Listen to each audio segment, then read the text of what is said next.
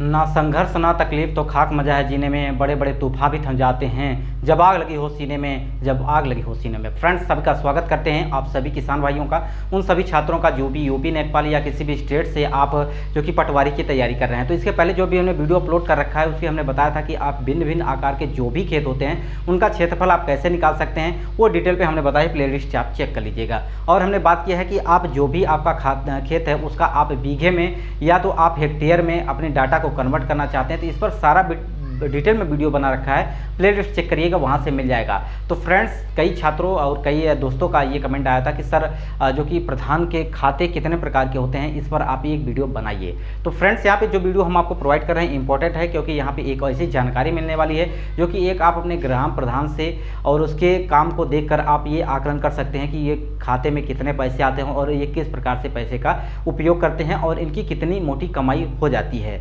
तो मैक्सिमम हम बात करेंगे उनके विकास के, जो कि गांव के विकास के लिए पैसा आता है, बट प्रधान किस प्रकार से पैसे खर्च करते हैं इस पर हम बात करेंगे।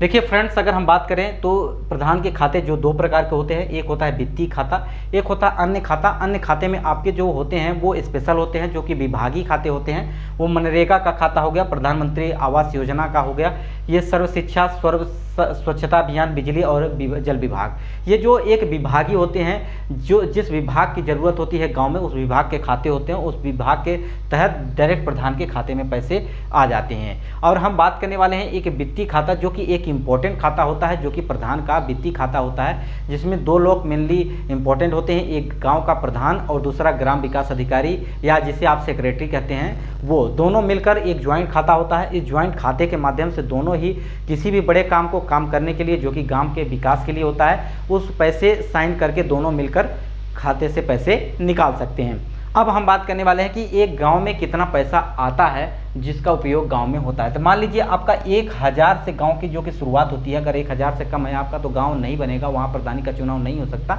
बट अगर 1000 से आपका अधिक है तो वहां पे प्रधानी हो सकती है, और उस प्रधानी के तहत एक प्रधान होगा, सरपंच होगा और उसके खाते खुलेंगे और इसी प्रकार के खाते होंगे। देखिए, अगर आपका 1000 प्लस है तो वहाँ पे जो गांव के पर ईयर पैसा जो आता है वो 40 लाख से लगकर और 60 लाख के बीच में पैसे आते हैं। अगर मान लीजिए ये 1 साल का है, पर ईयर की हम बात कर रहे हैं, तो 5 साल में आप इसका गुणा कर लीजिए, 5 चौक 20, यानी 2 करोड़ लगभग आपका पैसा आ जाएगा। अब हम बात करते हैं कि यहाँ पे अगर आपका 2000 से लेके आपका 2500 तक है जनसंख्या गांव की, जो कि वहाँ के निवासी हैं, तो वहाँ की जो कि पैसा जो आएगा लगभग 1 करोड़ तक आ जाता है। ठीक है, 1 करोड़ से अधिक भी आ जाता है, लेकिन मैक्सिमम जो मिनिमम आपका 1 करोड़ आएगा, जो कि 1 साल के लिए होगा। ठीक है, अब इसी अनुसार आप तय कर सकते हैं कि आपकी जो जनसंख्या बढ़ेगी उसी अनुसार आपका पैसा भी आएगा।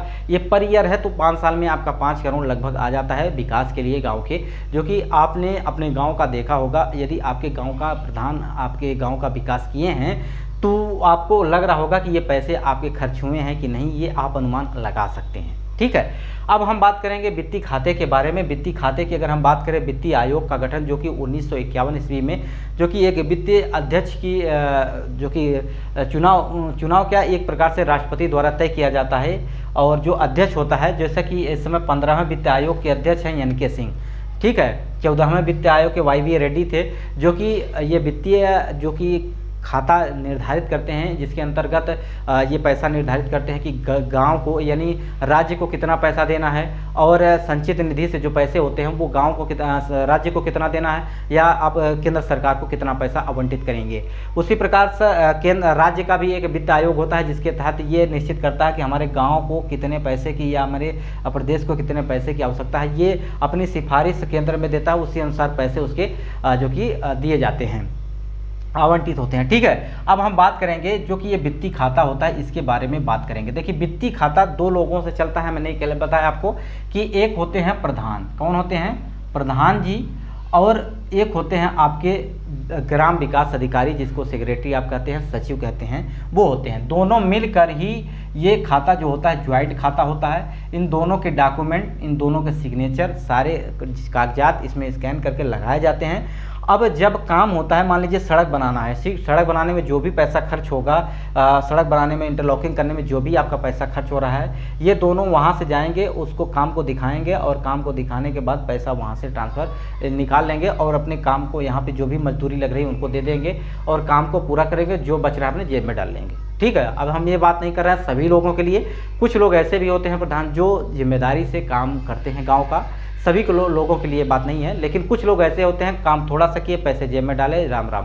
क्योंकि इनकी सैलरी की अगर हम बात करें कितना है, 3500 रुपये इनको सैलरी मिलती है, जो कि 3500, तो इससे काम चलने वाला नहीं है, इसलिए क्या करते हैं, काम को दिखाकर पैसा जेब में रखे और राम राम करके निकल लिए। तो फ्रेंड्स, हम बात करेंगे वित्तीय खाते के बारे में, जो कि आपका 14वां वित्तीय खाता और एक 15वां वित्तीय खाता, 13वां भी होता है, लेकिन आने वाले 16वां वित्तीय खाता होगा, जो कि 14वें वित्तीय खाते की बात करें तो ये 2015 यानी 2015 से 2020 तक जो चला, ये आपका 14वां वित्तीय खाता। अब इसका मतलब समझ लीजिए 14वां वित्तीय खाता क्यों यूज होता है 15वें वित्तीय खाते के साथ साथ।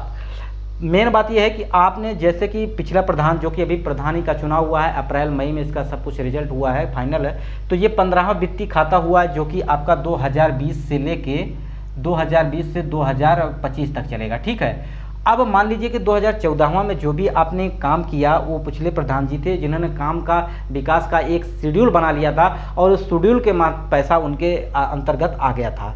ठीक है, एक जो विकास सूची होती है उसके तहत इन्होंने बना लिया था सूची, और सूची के पेश कर दिया था, उसके अनुसार ये खाते में पैसे आ गए हैं, लेकिन काम नहीं हुआ। ठीक है, तो काम नहीं हुआ, तो जो ये 14वां वित्त और 15वां वित्त है, तो 15वां वित्त के जो नए प्रधान हैं वो 14वें वित्त का भी काम करवाएंगे और उससे जो पैसा निकलेगा वो दोनों मिलके, यानी अब जो प्रधान पिछले थे, अब यहाँ पे 14वें वित्त का खाता ये जो है कि पहले प्रधान जो थे वो नहीं निकाल पाएंगे, लेकिन जो नए वाले प्रधान हैं उनका इनके स्थान पर पूरा डॉक्यूमेंट स्कैन हो जाएगा और ये ग्राम विकास अधिकारी के साथ कर ये 14वां वित्त का भी खाता पैसा आपस में निकाल सकते हैं और उस काम को कर सकते हैं जो भी काम अधूरा पेंडिंग रह गया था पिछले कार्यकाल में। ठीक है, अब बात करते हैं 15वें वित्त आयोग का। इसका जो कि शुरुआत 2020 से और 2025 तक चलने वाली है। 2016 जो 16वां वित्त आएगा वो 25 से लेकर 30 तक होगा। इसी प्रकार 5-5 साल के लिए आपका बढ़ता रहेगा। अब इसमें क्या होता है कि जो वित्तीय आयोग है, तो इसमें जो मेन खाता ये है आपका, इसमें जो सारा पैसा आता है जो विकास के लिए आता है, जैसे सड़क का कार्य है, सड़क में जो भी काम है इंटरलॉकिंग की या कहीं बनवानी है, गिट्टी बालू जो भी उसमें पैसे लग रहे हैं, वो पैसे सब बनाने में ये वित्तीय खाते से ही निकालेंगे। 2 लोग मिलकर निकालेंगे। ये आपका ये बात समझ में आ गई होगी, सेक्रेटरी और प्रधान।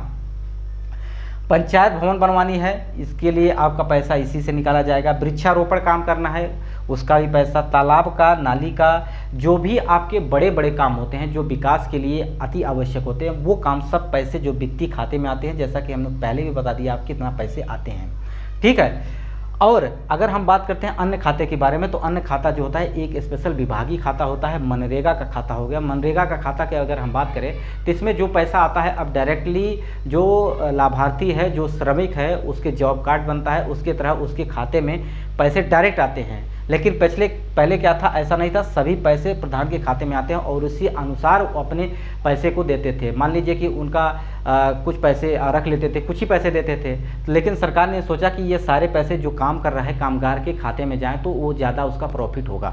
ठीक है, उसी प्रकार से प्रधानमंत्री आवास योजना, सर्व शिक्षा अभियान का जो पैसा आता है, प्रधानमंत्री आवास योजना का जो आता है, ये विभागीय पैसा है। ये सब क्या है, अब डायरेक्ट किसके खाते में आते हैं, लाभार्थी के खाते में पैसे आते हैं। फिर भी इनका अकाउंट होता है, उस अकाउंट के तहत इनको बकाया राशि या उनमें जो भी आपको डॉक्यूमेंट डाटा वगैरह देना होता है, ये सब उसमें आपको बताना होता है। सर्व शिक्षा अभियान का पैसा जो आता है, जैसे मान लीजिए आपका स्कूल है और स्कूल के अंतर्गत मरम्मत करानी है, टेबल बेंच कुर्सी आदि जो बनवाना होता है, ये खाता जो हेड मास्टर और प्रधान के द्वारा जो कि चलाया जाता है, इसको ये आप वहाँ से पैसे जो कि लेन देन करते हैं। स्वच्छता का पैसा आ गया। स्वच्छता जैसा कि सफाई कर्मी आपके गांव में सरकार ने नियुक्त कर दिया है, तो वो उनके खाते में अकाउंट में पैसे तो आते हैं, लेकिन उनका भी खाता होता है, उसके खाते के तहत उनकी जो कि डिटेल उनकी दी जाती है। बिजली का हो गया, जल विभाग का हो गया, यानी जो विभागीय पैसा होता है वो अन्य खाते के तौर पे आते हैं। इससे 7 से 8 या 10 प्रकार के भी हो सकते हैं, जो जितने विभाग होंगे उतने प्रकार के खाते ये हो जाएंगे। मेनली जो खाता होता है वो वित्तीय खाता होता है।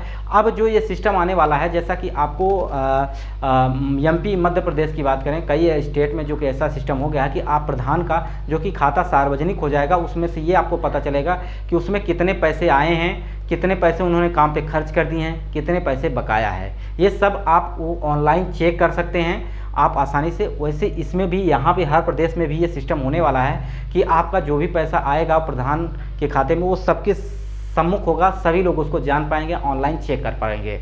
तो फ्रेंड्स ये बात आप समझ गए होंगे कि एक गांव में कितने प्रकार के जो कि प्रधान होते हैं खाते कितने प्रकार के होते हैं। वित्तीय खाता अन्य खाता के तौर पे ये प्रकार के होते हैं। वित्तीय खाता होता है जो सबसे बड़ा खाता होता है और मुख्य खाता होता है। मुख्य खाते में दो प्रकार इसमें जो कि पैसे निकाल सकते हैं, वो प्रधान और सेक्रेटरी दोनों मिलकर, दोनों के साइन के द्वारा पैसा निकलेगा। एक के द्वारा कुछ नहीं हो सकता। अगर एक से आपकी नहीं बनती है तो पैसा आप नहीं निकाल पाएंगे, कोई भी विकास का काम नहीं हो पाएगा। लेकिन आप दोनों की सहमति, क्योंकि दोनों को पैसे अगर कमाने हैं तो ऐसे करते हैं, ठीक है। लेकिन हम आप सभी जो भी व्यूअर हैं, आशा करते हैं आप अगर प्रधान हैं तो भी, आप प्रधान नहीं हैं तो भी, आपसे यही रिक्वेस्ट है कि आप जो भी पैसे गांव के लिए आते हैं वो गांव के विकास में लगाएं, ताकि आपको गांव दोबारा एक बार फिर से आपको चयनित करें। आपको ऐसे ही आप काम करते रहेंगे, आपको प्रमुखता जो प्रदान करते रहेंगे गांव के सभी जो कि नागरिक हैं, तो आप अच्छा काम करेंगे तो आपको फिर से प्रधानी मिलेगी और ऐसे ही आप गाँव का और देश का विकास करते रहें।